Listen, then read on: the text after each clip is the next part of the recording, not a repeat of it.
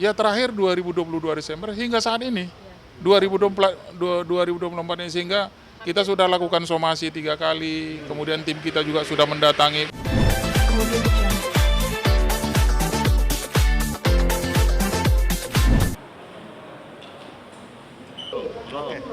Oke Bang Is, mungkin pertama-tama boleh menjelaskan soal agenda persidangan tadi seperti apa nih Bang?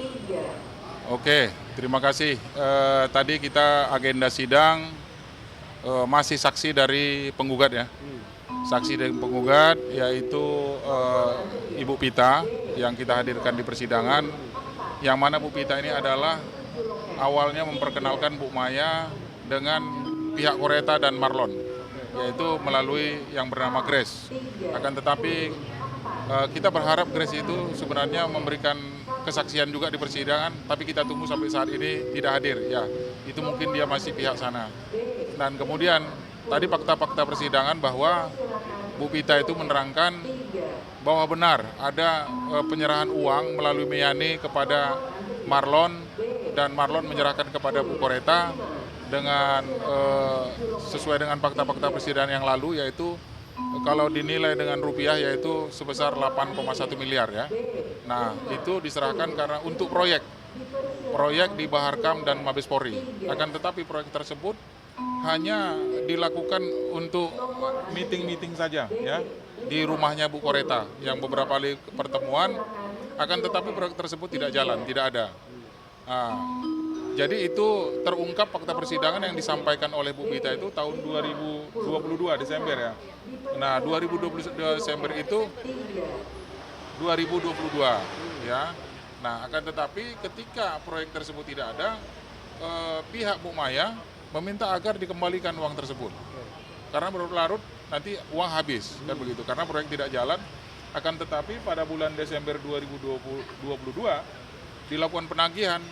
Selalu Bu Koreta itu penagihannya itu udah dari awal-awal. Ya, Ya, terakhir itu di Desember 2022 dilakukan penagihan, namun Bu Koreta itu sebagai tergugat 2 di dalam perkara gugatan kita Wan Prestasi tidak merespon sama sekali. Oke, setelah dilakukannya penagihan itu tuh udah berlangsung berapa bulan tuh Bang, kalau boleh tahu dari kejadian? Ya terakhir 2022 Desember hingga saat ini 2024 ini, sehingga kita sudah lakukan somasi 3 kali, kemudian tim kita juga sudah mendatangi pihak keluarga Bu Koreta yaitu suaminya Pak Putut ya, sudah datang ke sana, akan tetapi hanya janji saja.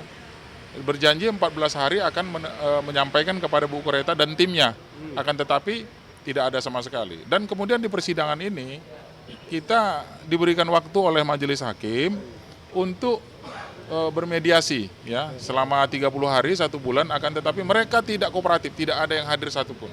Adakah alasan dari pihak tergugat? Tidak ada alasan sama sekali. Jadi kami bingung juga ya, kenapa mereka tidak hadir, padahal fakta-fakta persidangan ada berapa saksi yang sudah kami hadirkan. Uang sudah diserahkan kepada mereka, mereka tidak melaksanakan pekerjaan tersebut, bahkan di dalam perjanjian ada 40% yang harus diberikan keuntungannya kepada klien kami, Bu Maya. Itu 60-40, tapi itu nggak usah lah kata Bu Maya ya kan. Beliau berjiwa besar, kembalikan aja modalnya. Namun itu pun tidak dilaksanakan para tergugat. Oke, sejauh ini saksi yang sudah diperiksa? Ada 4 orang sudah saksi yang hadir. Dan minggu depan kita akan menghadirkan saksi ahli. Oke, dari saksi ahli ini akan menjelaskan soal apa nih Bang? Nah, nanti saksi ahli tentu akan menjelaskan, karena ini saya melihat ya dari fakta persidangan ini, kuasa hukum itu akan menghindar Koreta akan menghindar dari pembayaran. Karena dalam perjanjian terus terang ini Koreta tidak menandatangani, tapi Bu Maya ini ya. di mana PT itu kan ada Bu Koreta. Ya. Jadi Pak Marlon, tapi kan sebetulnya ini kan mewakili PT. Kan ini perjanjian dengan PT. Dan di PT itu komisarisnya Ibu Koreta. Ibu Koreta itu ya sudah bosnya di sini. Jadi apapun anak buah pasti izin bos. Gitu sih kalau saya nih orang yang awam ya, pasti kita begitu. Kalau saya kan juga meeting ketemu apa segala macam, pasti kok yang akan selalu lebih dominan, lebih mengeluarkan perintah dan sebagainya itu Ibu Koreta. Tapi adakah usaha-usaha dari pihak Bu Maya nih untuk melakukan mediasi komunikasi Udah terhadap sering, pemerintah? udah terlalu sering sih, udah terlalu banyak juga di grup juga udah masih ada grupnya. Terus dan juga di grup tuh juga sudah ada bukti ya bahwa Ibu Koreta itu bilang bahwa dia akan membayar gitu. Terakhir dengan saya pun telepon 22 Desember 2022 itu dia bilang bahwa dia berjanji akan melunasi akhir Desember sekitar 2 sampai 3 Januari gitu juga sisa dari itu gitu. Jadi saya pikir dengan adanya kata-kata seperti itu ya harusnya dia bayar kan kayak gitu loh. Ya sebetulnya itikat baik membayar aja sih Mas. Iya, gitu loh. Oke Bang, mungkin untuk Ya. agenda selanjutnya ini akan seperti apa? Ya, agenda selanjutnya tadi sudah disampaikan oleh Majelis Hakim. Kita akan sidang berikutnya itu pada hari Rabu, yaitu agenda saksi ahli dari kita. Kita akan hadirkan saksi ahli, nanti ya apa keterangan saksi ahli, nanti sama-sama kita menyaksikan apa yang disampaikan saksi ahli. Nah, karena saya melihat itu Bu Koreta ini akan menghindar dari tagihan-tagihan ini. Dia tidak sadar bahwa dia sebagai komisaris yang apa yang disampaikan oleh saksi tadi, ya, pemegang saham, dan kemudian itu Marlon itu hanya sebagai direktur utama saja.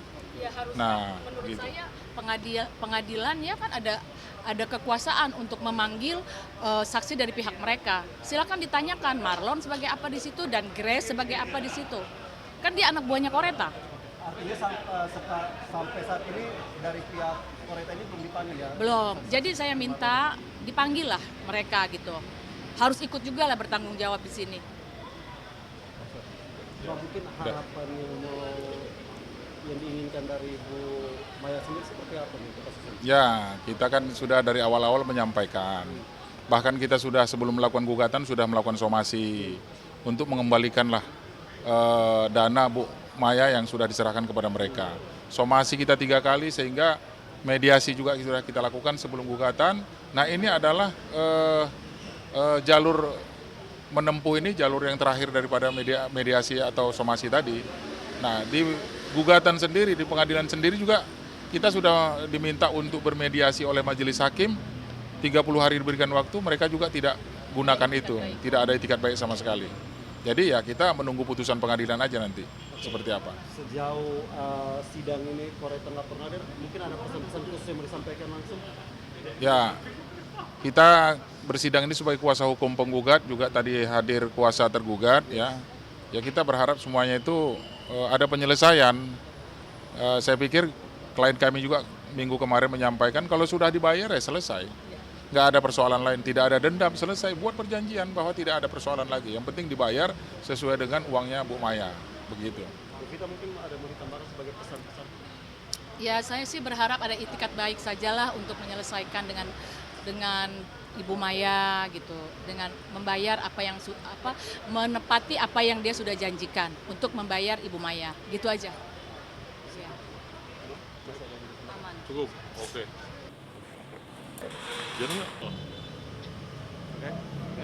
Oke, Bang Aris mungkin pertama boleh menjelaskan soal agenda sidang hari ini seperti apa? Ya, terima kasih sebelumnya.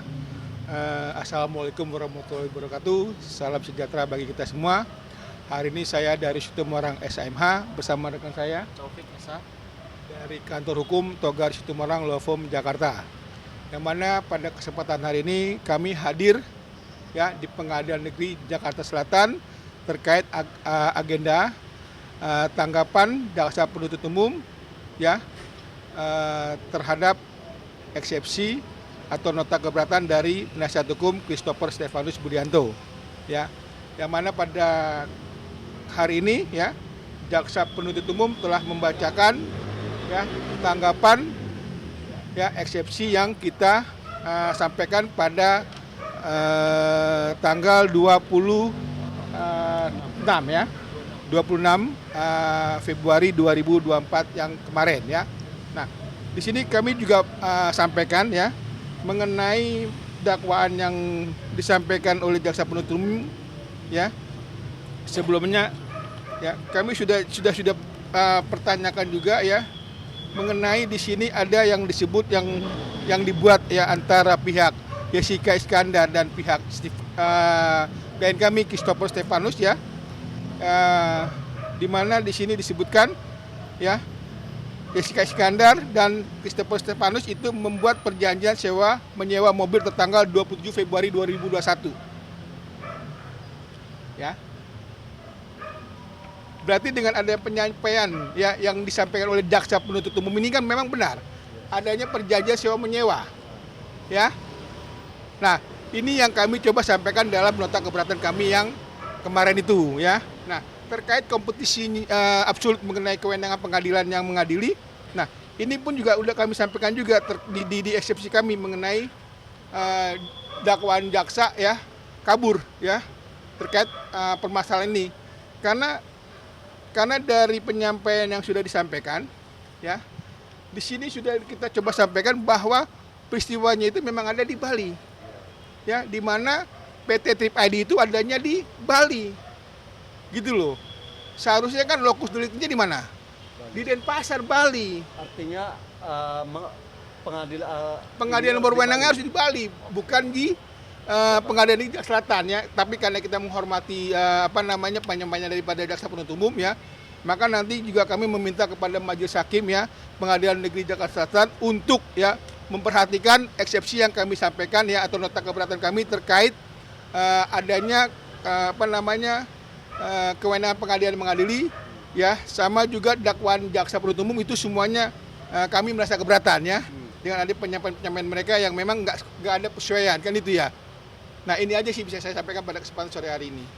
Nah, tadi kan jaksa penuntut umum sempat menolak atau merasa keberatan ya dengan eksepsi yang diberikan dari pihak Abang sendiri atau Ya, seperti apa? kalau terkait masalah jaksa penuntut umum merasa keberatan itu haknya dia, ya kan? Kami juga punya hak kemarin, kan gitu ya, sama-sama punya hak, ya kan? Nah, tapi nanti, ya kan, keputusannya ada di majelis hakim nanti pada saat ya agenda putusan selah ya.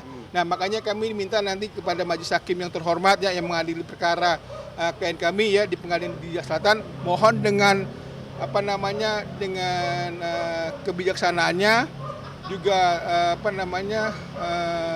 terkait keilmuannya ya, juga kecermatannya dalam memutus nanti putusan selanjutnya ya.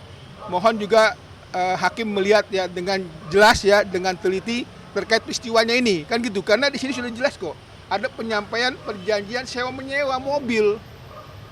Berarti dasarnya kemana? Kerana ke perdataan, bukan ke pidana. Kenapa sampai saat ini klien kita masih ya masuk ke ranah kepidanaan, kan kita sangat menyayangkan gitu loh ya. Walaupun di sini juga dibilang ya tentang dakwaan tidak cermat, tidak jelas. Nah, memang iya. Kalau memang dia jelaskan, dia menyebutkan unsur-unsur dong. Yes. Ini nggak ada. Wajar kami keberatan ya terkait penyampaian jaksa penuntut umum pada saat dia menyampaikan dakwaannya ini. Ini nggak disebutkan loh unsur-unsur kerugian dari si pelapor. Kan si pelapor ini. Nah, si Jessica Iskandar itu siapa? Hanya saksi. Nah, ini kami pertanyakan. Nah, ini juga kami juga membawa juga ini beberapa berkas ya terkait penyampaian pada saat itu ya. Di sini ada dijelaskan mengenai SP2HP ya, yang mana pelapornya masih saudara Septio Jatmiko Prabowo Putra Esa ya, di mana di sini ya dari pihak Polda Metro Jaya di sini dibilang melakukan pemeriksaan saksi atas nama saudara Jessica Iskandar. Berarti di sini si Jessica Iskandar sebagai apa? Masih saksi. Saksi. Bukan korban. Ini loh SP2HP-nya ini kan lucu. Nah, ini kami pertanyakan gitu loh. Kenapa sampai saat ini yang berkuar-kuar yang bernama Jessica Iskandar ini ternyata mana gitu loh. Dia hanya sebagai saksi di sini. Sedangkan pelapornya siapa di sini? Jatmiko. Nah, ini kami sayangkan loh. Makanya kita minta lagi ya kepada majelis hakim untuk bijak ya. Untuk ibaratnya mencermati terkait kasus ini ya, supaya keilmuan hakim ya untuk coba dibuka ya mata batinnya ya, mata hatinya terhadap klien kami ya. Karena kenapa? Ya supaya masyarakat tahu, masyarakat bisa melihat secara detail ya, secara jelas terkait peristiwanya yang sebenarnya bagaimana gitu loh. Nah, juga di sini kami sampaikan juga ya terkait ya adanya Mungkin teman-teman media juga pernah pernah lihat atau pernah dengar, ya. Sebentar. Kalau memang teman-teman pernah mengikuti pada saat mereka melakukan preskon, ya, pegang dulu Pak Topik, sebentar, mohon maaf, ya. Ya, di sini kan dibilang, pernah nggak teman-teman media mendengar atau melihat atau mengetahui terkait waktu, ya, Jessica Iskandar melakukan preskon pada saat ya, nih, pada saat dia melakukan preskon. Kemudian